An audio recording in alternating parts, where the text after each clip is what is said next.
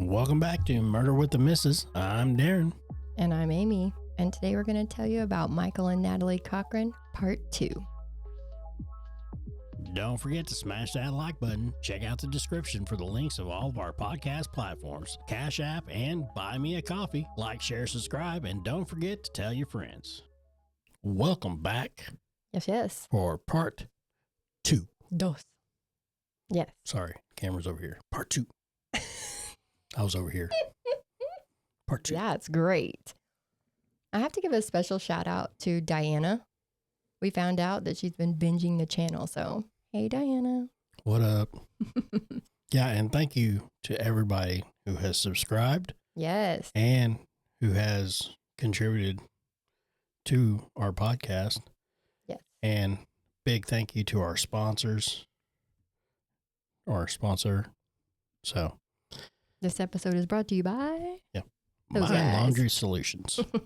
You'll hear more from them later. Yep. And oh man, if you haven't seen part 1 on this, go back. We'll wait. I'm just kidding. There's so much in this case that you really need to get the information from the first one and then come to this one. Yeah. So if you're on this one, you ain't heard the first one, Go back. go back because there's a lot of information on there. It's wild. Whole bunch. I will give a little recap, but the devil's in the details on this one, so you need them all. And we're talking about 38-year-old Michael Cochran, who collapsed in his kitchen on February 6th of 2019. He was transferred to the couch where he stayed for 6 or 7 hours. He lost control of his bodily functions, but his wife refused to take him to the hospital or call 911. His friend ended up taking him that night. And when he got there, he had a blood glucose level of 21. Low. He was there for about 3 days before he was transferred to another hospital. 2 days later, he was transferred to hospice, and he would pass away in hospice on February 11th, roughly 5 hours after he got there. His wife would be arrested shortly after and pled guilty to federal charges stemming from a Ponzi scheme. And so the first part was us leading up to his death, and now we pick it back up. Wow. That's Yeah. Those are like really specific dates you picked there. I know. It's because your birthday was yesterday by the time this airs. Yeah. Which was February 6th. And he collapsed on February 6th. So. Yeah. So if you're watching this on Friday, yesterday was my birthday. And he had a great day. I'm hoping I had a great day. He had a great day. Hold on. Here. I already got, here's my birthday hat. Yeah, he got a couple of hats for his birthday there. Yeah. Don't he look dapper? Bam. Yeah. So he FaceTimes me sometimes during the day, and I just have to let you know that when I answer, he's like this. I'm sitting there like. When he wears these hats. She doesn't look at me right away, so I'm sitting there real quiet until she looks at me. He holds it very well. I do. But see what I deal with, people? I need support. But anyway, no, what I'm talking about, like the dates, it's like, it's a little different. Yes. Yes. For me. It does. My birthday was the 6th. The 6th. And then the 11th.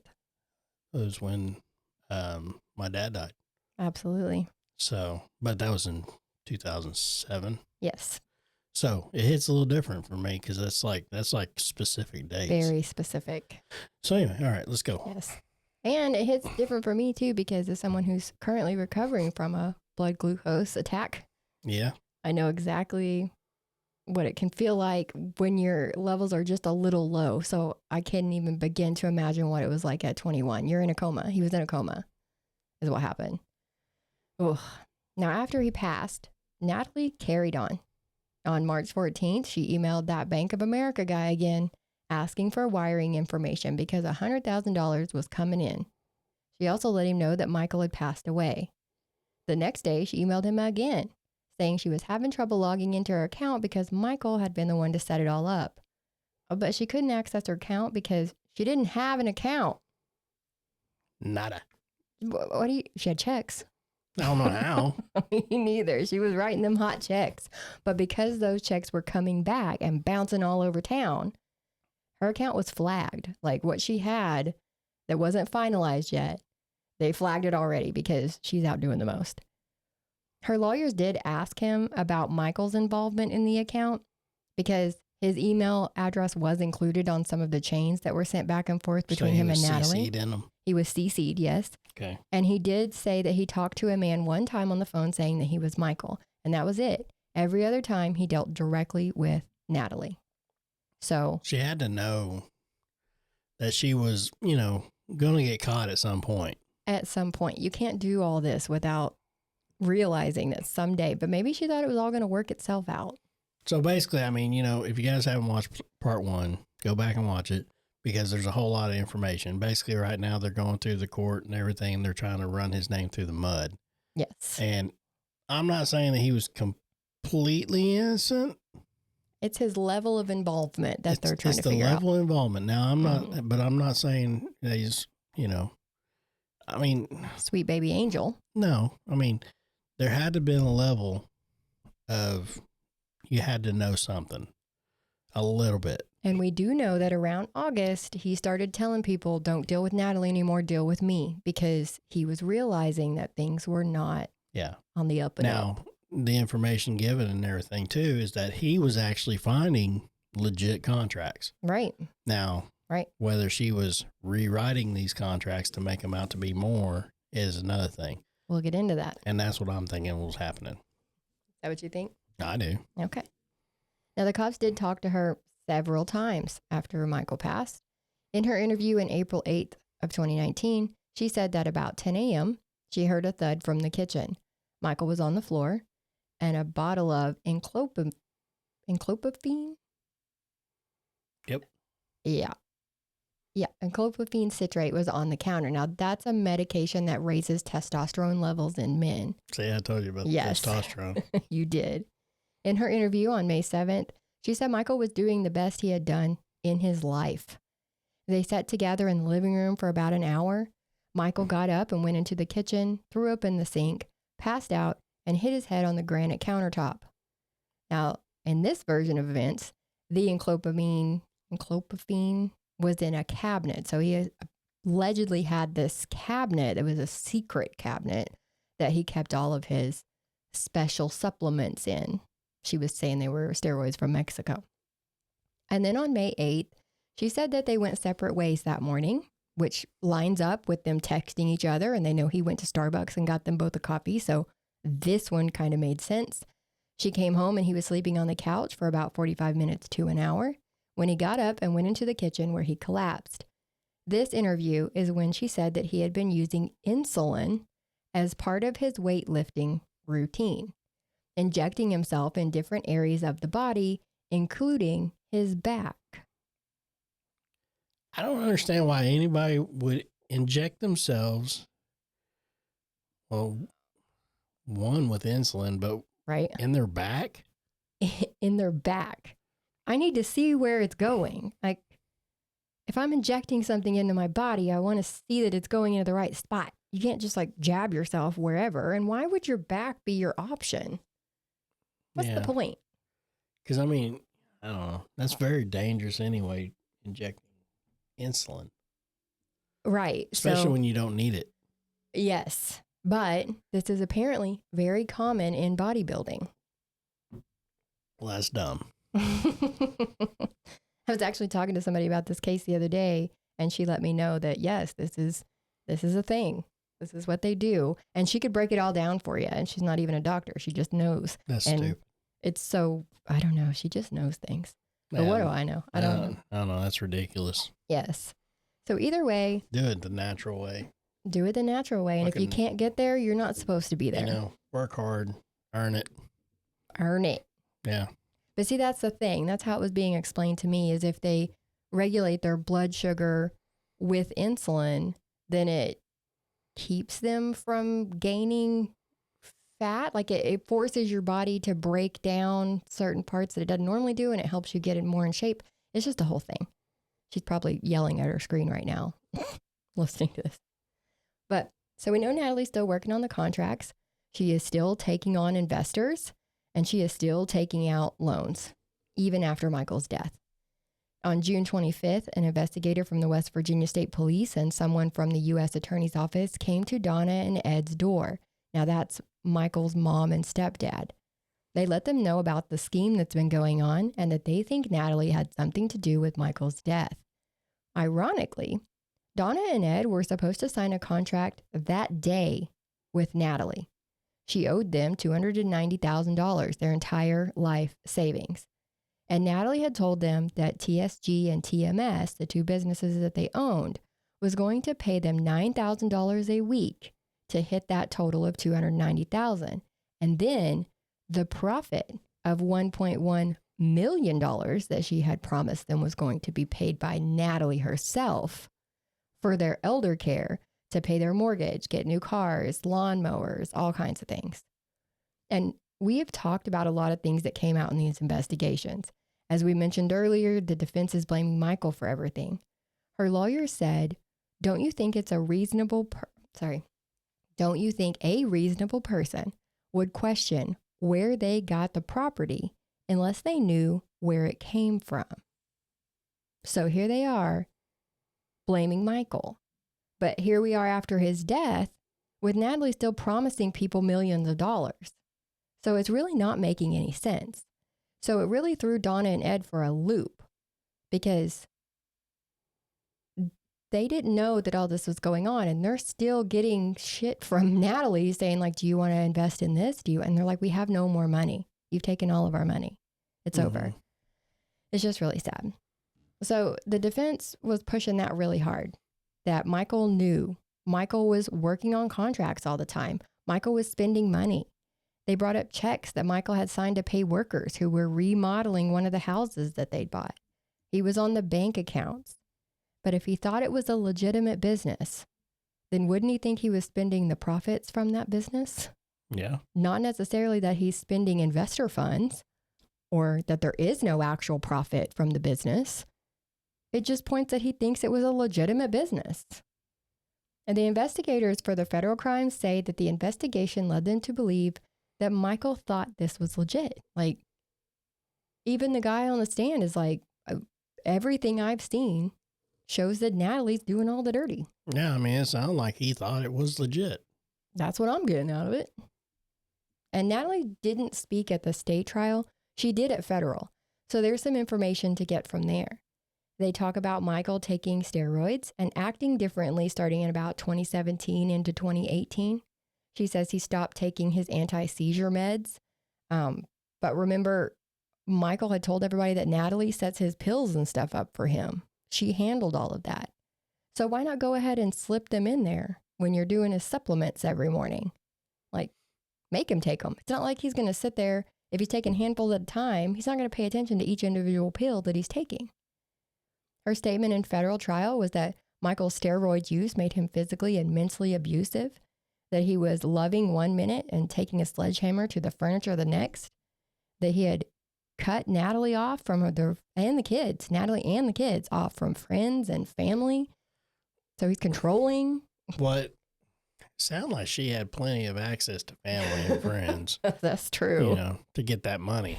Yeah, she had plenty of access for that. And, I mean, you know, in part one, you know, it sounds more like she was the one cutting him off from family. Right. Because she was preventing the family from coming in and seeing him. She was preventing the family to come over whenever he was in college and stuff because her family was there. Yep. I mean, it seems like a pattern for years and years because they were married 19 years or so when he died. So they're like us. They've been together since high school. And everyone said that they gave Natalie money. And even if they gave it to Michael, it doesn't mean that he knew what Natalie did with it.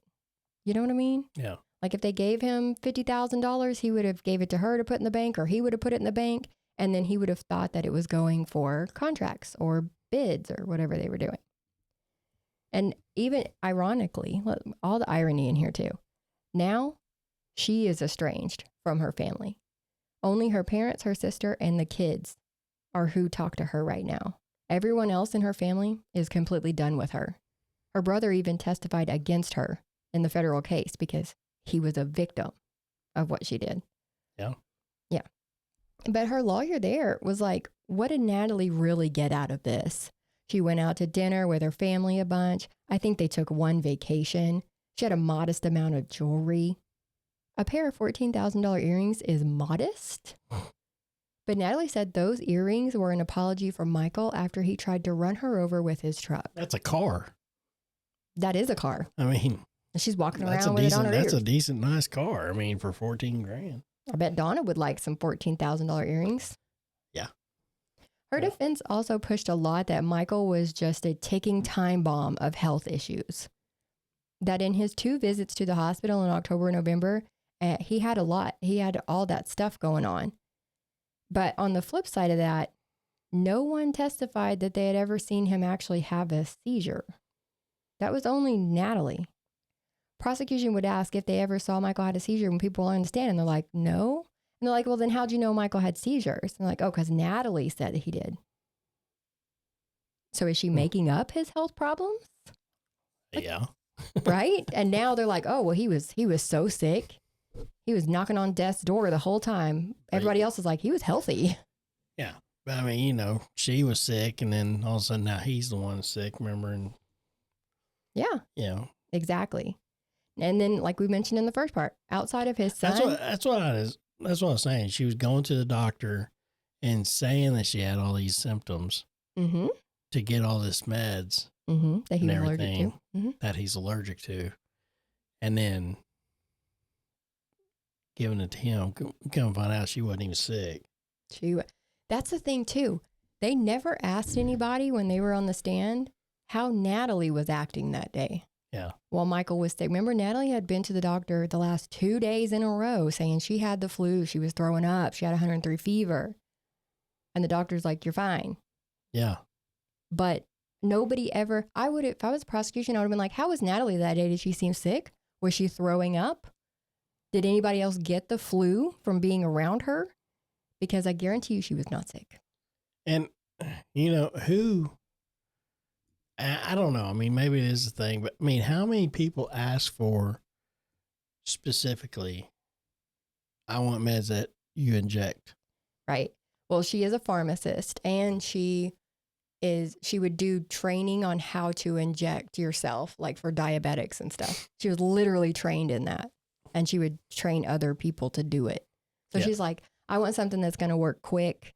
But you can't get that kind of stuff over the counter. So she would have to go to one of her physician friends or the neighbor that had a diabetic son. Well, I drag all of them in. Everybody's coming in. Well, the PA testified against Natalie. Yeah. The friend whose son has diabetes testified against Natalie. Everybody was against Natalie. And then, like I said, outside of his son and Natalie's sister saying that they saw him inject something on his own once, no one else had seen him do it. And no one had ever heard him talk about taking steroids, or not even his closest friends like Chris. Nobody. Well, I mean, and everything's coming from Natalie, though. Everything's coming from Natalie. I guarantee he was just taking like testosterone. He had testosterone. I mean, that's... Yeah. So the big problem in this trial was hard evidence. The prosecution is pushing that Natalie injected Michael with that insulin that she got from the neighbor that morning, and that's what killed him. But they didn't do the autopsy on him until 7 months after he died. Yeah. There was talk that he was in a crypt and not actually buried. So while they refer to him as being exhumed, it could have just been them taking him out of the crypt. But either way, he had already started partially decomposing. So they couldn't really find out if he had insulin in his system or anything else in his system. They could only go off what tests they ran at the hospital, and they dropped the ball. Well, yeah. Because if you have a healthy 38-year-old bodybuilder come in and his blood glucose is 21, you should start running a battery of tests. And then, we'll get into that in a minute. There's more. There should have been other tests ran too, but there wasn't. The next autopsy they did, remember I told you they charged her and then they dismissed the charges, but then they recharged her with his murder in 2023. It's because that's when they did that second autopsy. Now that was 4 years later. So you're getting even less information than you got from that first one. Yeah. So like I said, they look at his medical records. They know the blood glucose was 21 and he was not diabetic. So it would be very odd for it to be that low, leading to the belief that someone or something would have had to done something to bring it down to that level. Yep.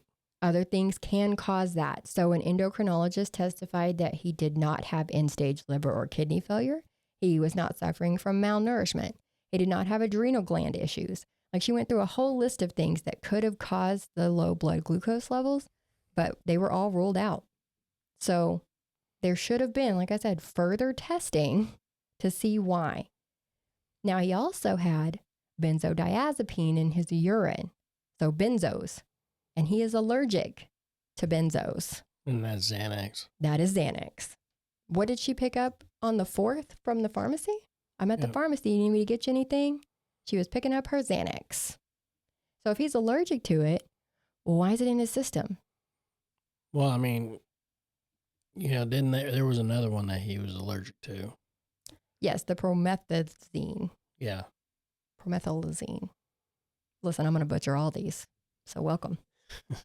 But either way, the hospital should have ran more tests to see what the level of benzos was in his system, or if there was anything else in his system. The defense points out that his potassium was low and that he had a 17,000 white blood cell count, which is high. I mean, hell, 11,000 is high, and he was at 17. And they did give him 1 dose of antibiotics for that. So then there goes the defense on that. Well, he was sick. They had to give him antibiotics. Well, it's probably because your client dosed him up with a bunch of shit. Yep. They also had a CT scan from the hospital showing no head injury. But if you'll remember, one of Natalie's stories that she gave was that he hit his head on the counter in the kitchen when he had a seizure and passed out. I believe her sister or someone even pointed out a divot in the counter to show how hard he hit it. If you're going to dent a granite countertop. I was about to say, what kind of countertop was that? Granite. You're going to have some head trauma. I don't think you're going to dent. No. And still not have any visible signs. I don't think you're going to dent granite. You might chip it away. Yes. But they called it a divot. Mm-hmm. Yes. No.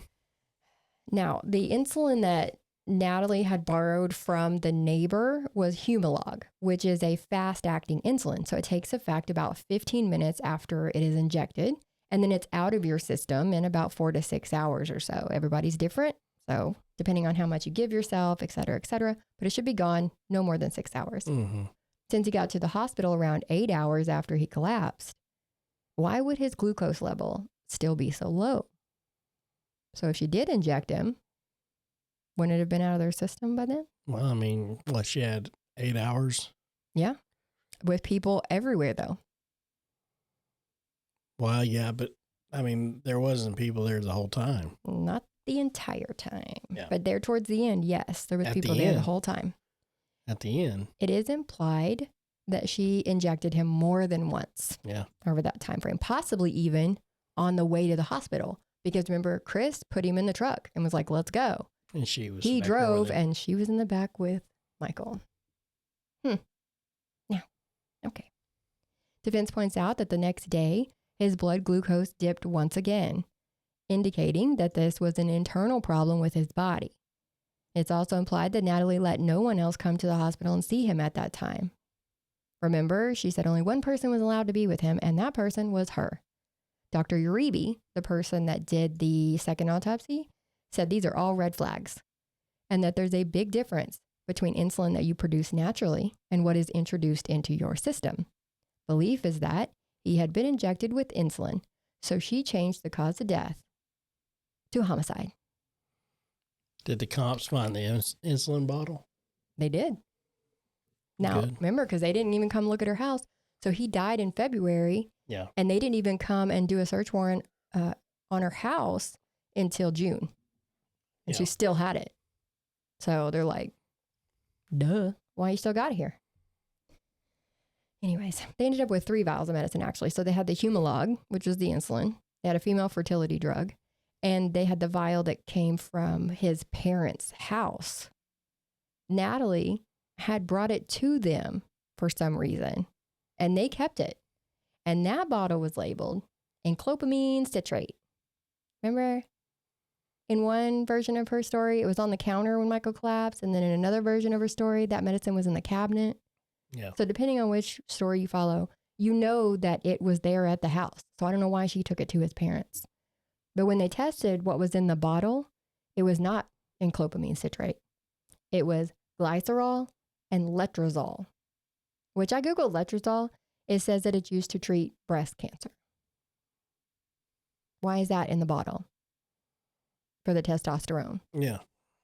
Well, how'd you switch that out? Why'd you switch that out? I'm so confused. Yeah. Either way, it doesn't cause low blood sugar. So it doesn't even matter. But why? But what does it do?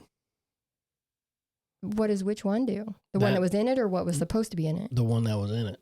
So the one that was in it is a breast cancer treatment. It's like a steroid. So what would that do to a male? It just, the way it was described was it keeps male hormones from turning female. It's testosterone based, I'm guessing. I don't know. Okay. But either way, it doesn't cause low blood sugar and it doesn't cause any of the symptoms that he had. If you guys know what it is, let us know in the comments. Let me know. I'm not a doctor or a pharmacist. Yeah, we don't know that part. I don't want to say something wrong. And I don't have it right in front of me. I looked it up when I wrote it. Get blamed for not telling the story right.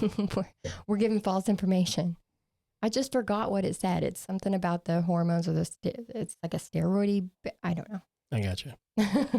But either way, like I said, it doesn't cause any of the symptoms he had, and it would not cause his blood sugar to go down. Okay. The Humalog bottle, though, did have a puncture mark on the stopper. Now, the prosecution said that this is because Natalie used it to inject Michael with it. But the defense raises the point that the FBI would have had to test the contents of that bottle somehow, and the seal hadn't been broken. So they would have caused the puncture mark when they tested it. Yeah, it could be. Could be.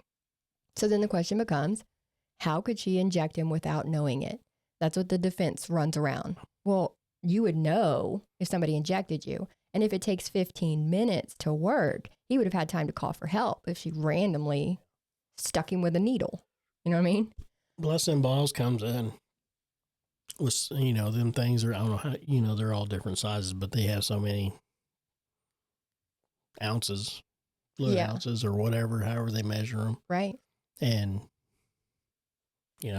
there'd already be some gone. Well, it's hard to tell. Yeah, you would think that. So that you can look at the pictures from when they actually took the medicine, but by now, there's no medicine in these bottles. It's evaporated. It's gone. It's all gone. So they're looking at the pictures from when they got it, and they're saying that it's hard to tell if there's a bubble at the top of the bottle or if there's some gone, or this is the problem with the evidence that they have. Yeah. Is it's not exactly as clear cut as you would want it to be.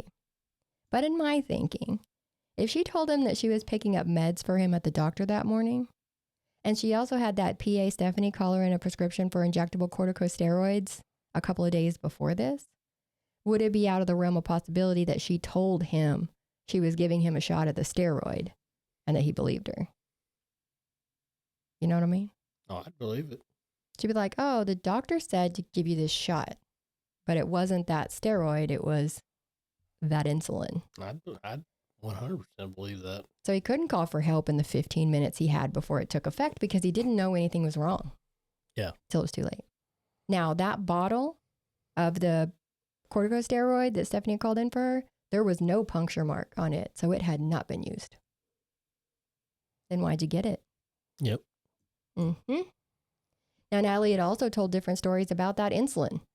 The police had showed her a picture of some stuff that was taken from her house, and she pointed out that insulin on the picture and said that she kept it there because the Davis's son next door was a diabetic, and Natalie was listed as a backup at the school in case they couldn't get a hold of the parents and he was having some kind of sugar issue. She was okayed to go and take him that medicine. Now, why would she lie about that if it was true? I mean, she probably would. Why would she lie? Unless she just maybe didn't want to get in trouble for having meds that weren't prescribed to her. Exactly. But or maybe she thought she would get away with, killing Michael. Yeah, I'm pretty sure that's what she thought, because even the Davises on the stand were like, yeah, she was okay to go check on him at the school, but we never kept insulin at her house. Yeah. Like, that's not okay. But anyways. All right, well, we're going to take a quick break from a word from our sponsor. So just hang out with us just for a minute. We'll be right back with the story, with the remaining of part 2. I do. Do you or someone you know live in an apartment community? Are you balling on a budget? Then this ad is for you. Some apartments don't have a washer and dryer included in the lease. If you want that life, then contact My Laundry Solutions. They serve Tulsa, Oklahoma, Springfield, Joplin, and Kansas City, Missouri, Sherman, Dallas, Houston, and Lubbock, Texas. Their newest location is in Fort Worth, with more locations opening in Texas in 2025 and 2026. No credit check, free service, professional installation, and your account is available online, all for about $1 a day. Go to your leasing office, go to mylaundrysolutions.com, or call 800-535-4411. Stop wasting that hard-earned money at the laundromat and give My Laundry Solutions a call today. Yeah, call them. Give them a call. Great people. Great company. Yes. Now, while we were on break, I look up letrozole, and it says that it is used to lower estrogen levels and treat breast cancer in postmenopausal women. So put on there, what does it do to men? Oh, letrozole in men.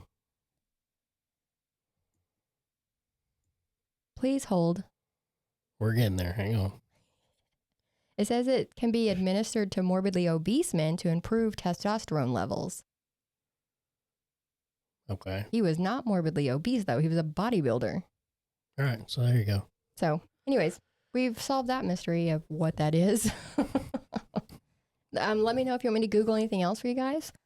I'm more than willing to do it. Now, she also ends up saying that Michael used insulin as part of his weightlifting routine.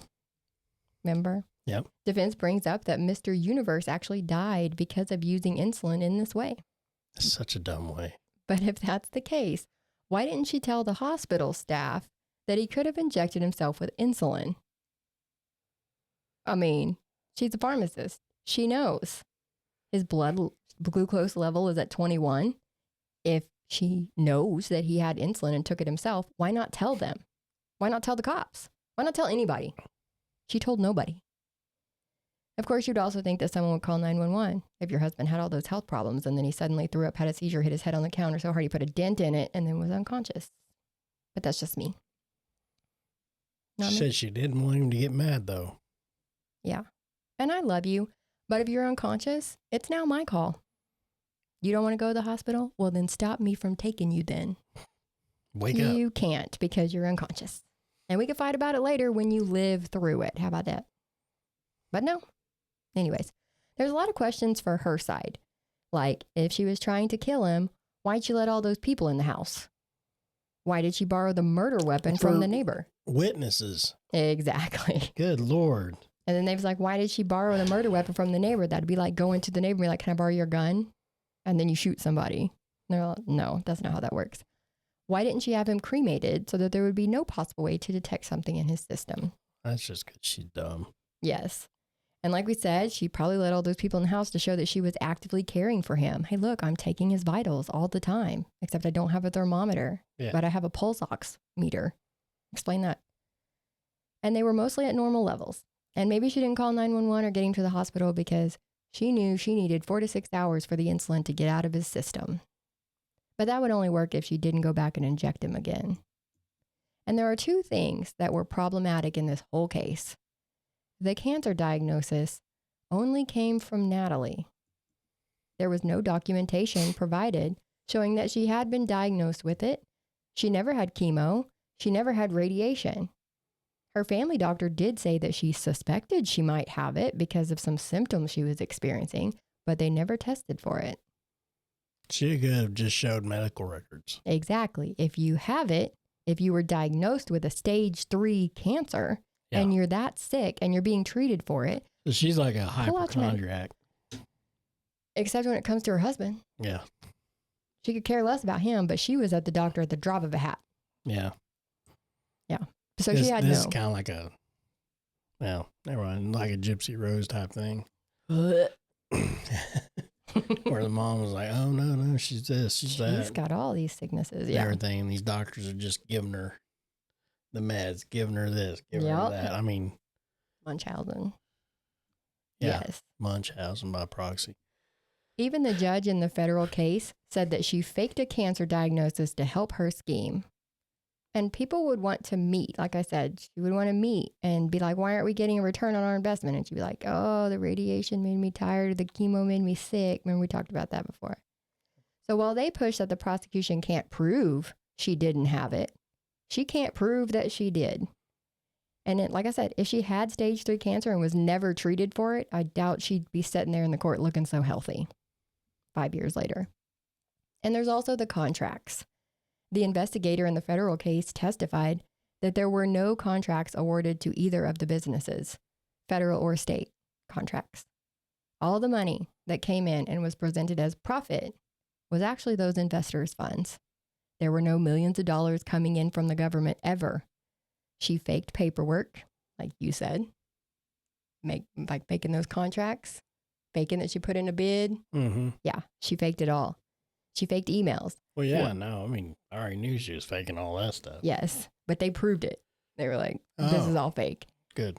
Whatever she needed to do to make the business seem legitimate, she did it, even in correspondence with Michael. So they're sitting here looking at all the ways that she's talking to other people and talking to Michael, and she's telling him the same shit that she's telling the other people. So they're like, we legitimately don't think that he was involved in the scheme. He thought this was real. After he passed away, she took on more investors, like I said. She raised money for those scholarships that never paid out. The defense on that was that the government seized her assets around June of 2019, so she couldn't have paid any of that scholarship money like she had promised. So now it's also the government's fault that those kids didn't get to go to college. Well, why was the government involved, Natalie? No, it's her fault. Because you're making up fake shit. All the fake shit. And they also found in their investigation that she had paperwork showing that she was attempting to sell off Michael's interest in the businesses, promising 49% of the companies, a fleet of vehicles, the airplane, the hangar, all the things, for the low, low price of $4.9 million. And the buyer had already made a deposit of $50,000 that was wired to Natalie the day before the feds executed that search warrant. She's just all about that money. All about that money. But the big thing on her defense, remember, is that she had very minimal involvement in the business. And there's one more thing I want to mention. See, the prosecutors had a weak case. Remember, we've talked about that. They didn't have a lot of hard evidence. They said that in their opening statement to the jury. Like, listen, you're going to hear a lot of circumstantial stuff, but it adds up. They had a lot of proof of lies, texts, friends' testimonies, her activities at the time, things that show how they got here. And a lot of the hard-hitting stuff came in the last couple of days. I watched this thing and I'm like, man, the state better pick it up. It's not looking good. And then in them last couple of days, man, they started pulling out those texts. They started pulling out all the things. When Lieutenant Bledsoe was on the stand, he was the one who investigated the financial crimes. They asked him if he ever interviewed Thomas Treadway.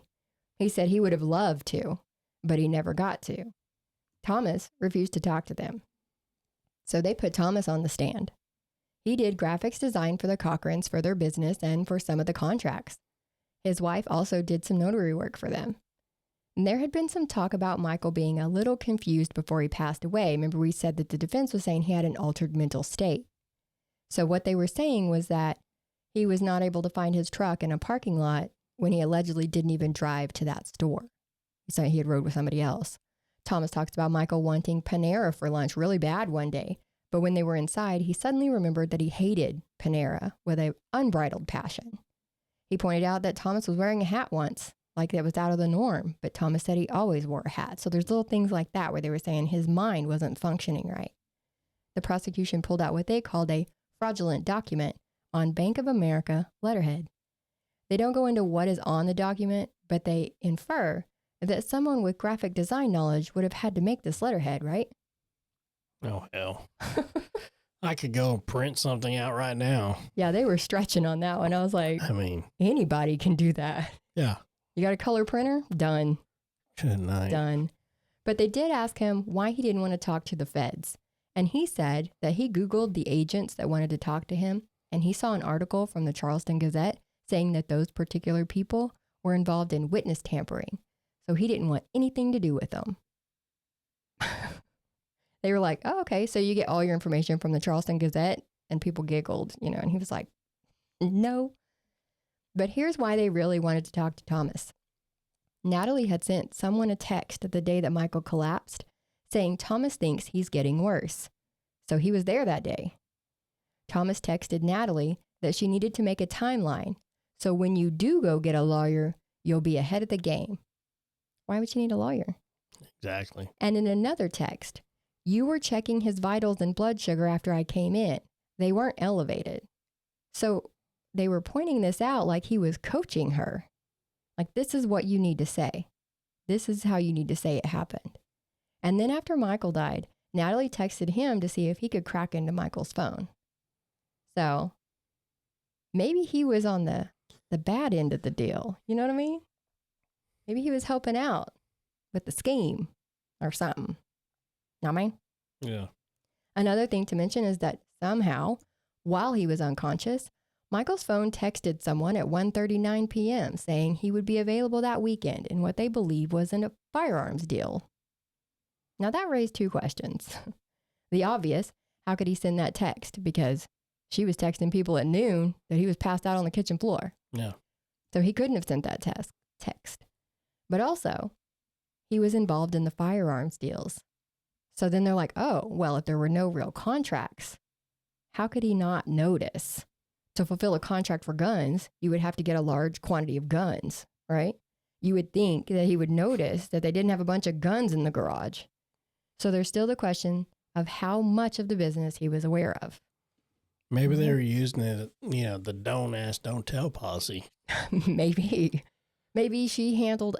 They were saying it was really hard to believe that all he did was find the contracts and then made Natalie do everything else. But Natalie didn't do anything else except fake emails and print letterheads. Yeah. Anyways, there's a lot involved. We'll move along. They did offer Natalie a plea deal. The first option was to start her sentence from September 30th of 2019 when she went on house arrest, and she would be eligible for parole in 15 years. The second option was plead to second-degree murder, and it would be 10 years, but the time would start in May of 2021 when she actually went to federal prison. She said no thank you. She didn't want any of that. Now, West Virginia court is weird. The jury basically does everything. Just the other day, January 29th of 2025, she was found guilty by unanimous decision for murdering her husband, Michael.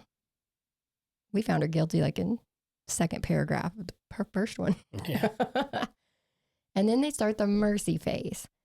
It's still like the trial where they call people to the stand. There's cross-examinations, objections, just like a trial.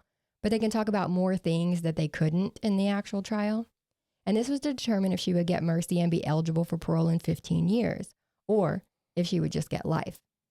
They deliberated for about an hour and 20 minutes or so before they said she gets no mercy. No mercy. Nope.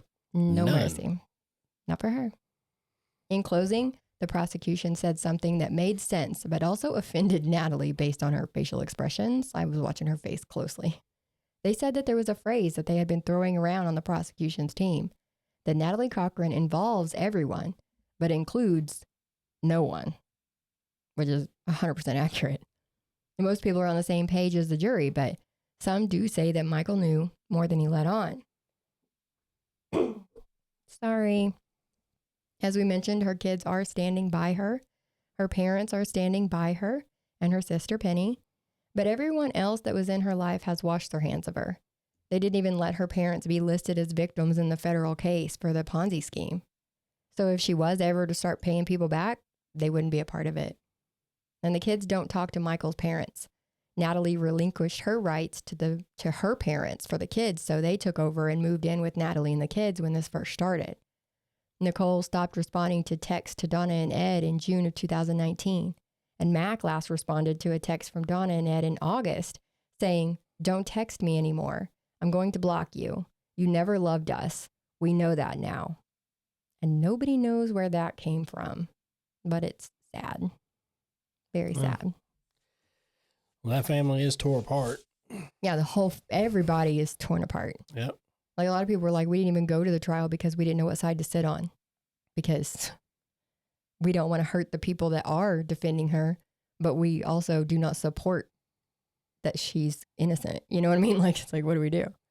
And Donna and Ed on the stand at the mercy phase, oof, they were powerful, but they were very angry at the same time. So they kind of got into it with defense a little bit, but they were hurt.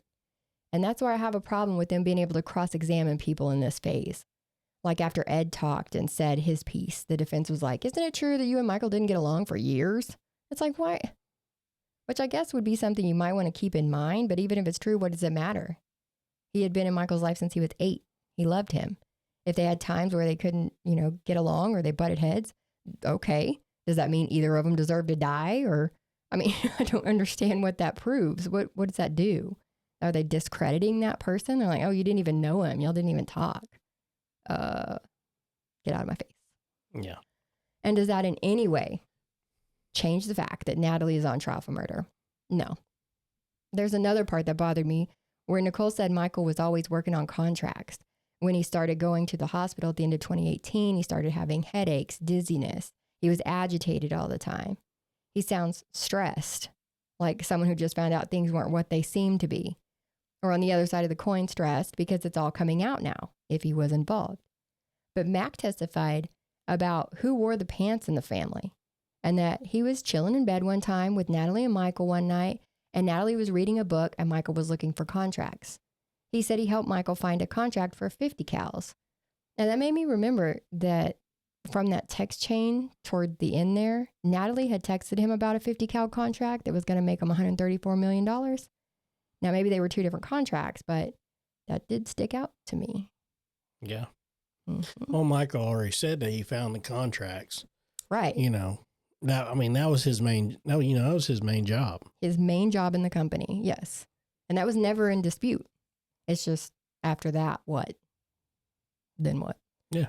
He found contracts. He worked out discounts with local gun dealers. He did things like that. And there's proof of that. He had one dealer that was giving him a 75% off discount because they were promising to buy in large quantities. But one of the things being thrown around is that the kids had been influenced by Natalie and her parents. And this could point to that. That was where I was going. That Natalie was like, remember when you helped Dad find those contracts? Did you remember that? He's like, oh yeah, I remember. Yeah, I remember. Because they were 11 and 13 when he died. They're very impressionable. And they also made the choice very quickly after losing their dad that they didn't want anything to do with his side of the family anymore. And I'm not saying that's the case, but I can see that it's possible. Do you remember when you helped Dad find those contracts on the government site? On that government website? Oh, exactly. yeah. I totally remember that. Yeah, we were laying in bed, right? Yeah, that's the time. So Dawn is very convinced that these kids have been manipulated. Wow. And it hurts her. Like, she's very upset about it, very angry, and I don't blame her. But the jury had enough to believe that Natalie was the main person in the business and that she was stealing money from people, that Michael was finding out, that he was getting more involved, and she had to do something because he was going to find out the full extent of what had been going on. And it's also not lost on everybody that he started getting really sick after he found out that things were going downhill. And that possibly, maybe, when he told someone that he felt like he was being poisoned, that maybe that wasn't so far-fetched. No. Yeah. No, not so far-fetched at all. And that's what a lot of people believe, that she had been poisoning him for months. So where'd they land on as far as time? No mercy. She got life.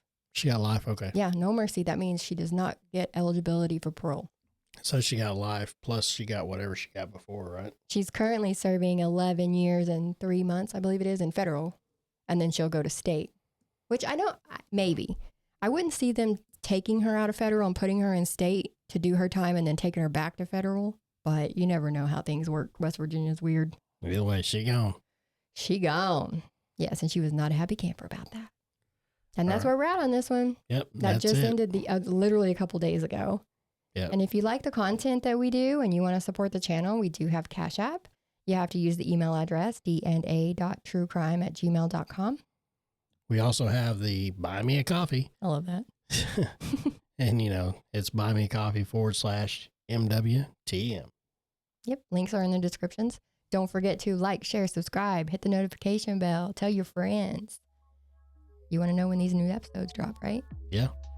And thanks to everybody who has subscribed, and thanks to everybody who comments and comment on this one. I need to know. This one's like a Sarah Boone situation for me. Absolutely. I was involved.